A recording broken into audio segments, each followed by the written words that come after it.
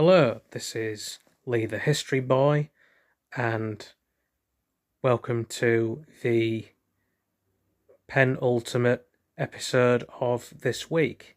And this is about Henry the First, fourth son of William the Conqueror, brother of Richard,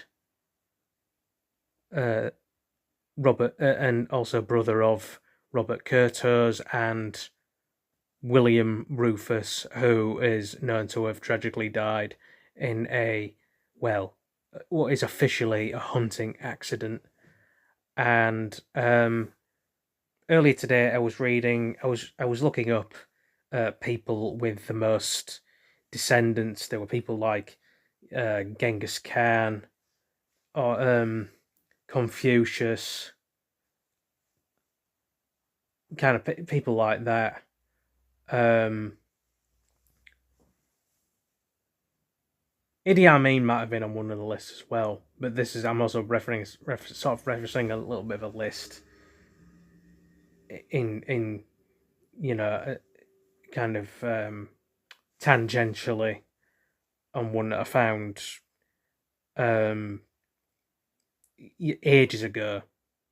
Like, there were people like Charlemagne and all that, and Charles II, all those people, even William himself, William the First, and Henry the Eighth, and interesting fact about both Henry the Eighth and Henry the First is that they both had bastard sons called Henry Fitzroy, coincidentally, and that was just I think one, especially in Henry VIII's time, that was a Norman French / Norman English, whatever thing, due to the Plantagenet ancestry of those two people, that it just meant Henry, son of the king. It was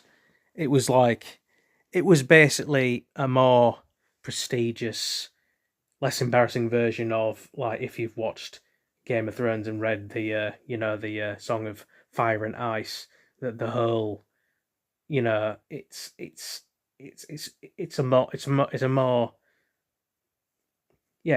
proud version of being called, like in those books and the TV series, being called snow or sand or rivers, but in total, Henry the First is thought to have had at least 28 children, and only two of his kids were legitimate, and they were William Adelin, who tragically died young as a result of being involved in the White Ship disaster in 1120. Basically, he was part of a crew that the ship just sank off the coast of Normandy, and Henry's daughter was Matilda of Scotland, possibly named after his grandmother, Matilda of Flanders, wife of William the First, aka William the Conqueror.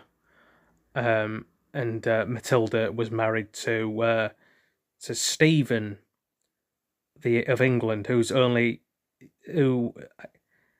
if memory serves correct, eventually was exiled due to him trying to, among other things, trying to grab power or obtain more power in place of above his wife, and also his unwillingness to fight when it was necessary.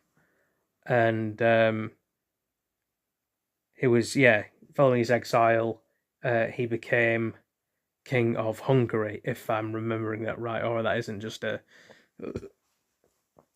medieval urban myth.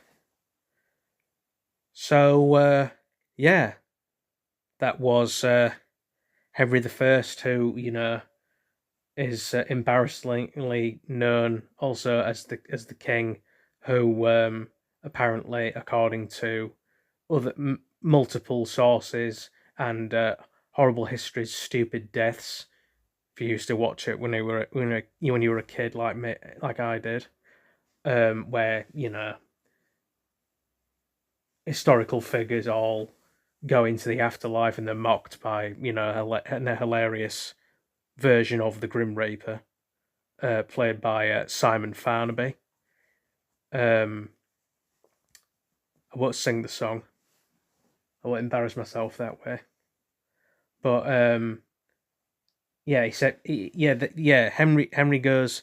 I just kept on pooing and pooing and pooing and pooing and pooing until I died, and the whole. I think I mentioned that I gave reference to Henry VIII's. I mean, Henry the First's. Also, yeah, I gave reference to his embarrassing death in some other episode, some other video. But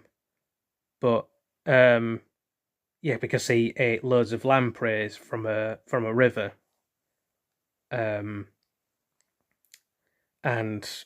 at first, yeah, people thought it was just the lampreys themselves, or just the fact that they weren't prepared properly and claimed of the possible like dysentery or cholera or typhoid or something, that whatever was lurking in those waters, because for many years afterwards and before then and during that time, in the 12th century, people drunk like special ale, you know basically like medicinal beer, because it was the water couldn't be trusted. You had to prepare it properly, or you had to go down to the tavern and that was somehow healthier.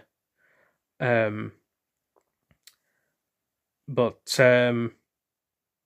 yeah, now historical scholars or whatever are now reckoning that it's some kind of he got some kind of toe infection that got untreated, but it could be a myriad of things, collection of things.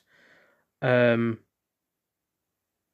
also to end this episode, Henry was also called Henry Beauclerc, which was French for the good scholar, because despite his embarrassing end, he achieved quite a lot, and he was known for his sharp wit and willingness to learn. And yeah, that's about it for Henry the First, the Hedonist, or just Henry the Hedonist, Senior, if you will. If he's at all related to Henry VIII, which he probably is, probably closer than you'd think, because of his many descendants and because of the Plantagenet stuff, and the Tudors are known to have ancestry from those people. So yeah, be sure to like, subscribe, comment, all that jazz, and I'll see you in this week's far from final episode.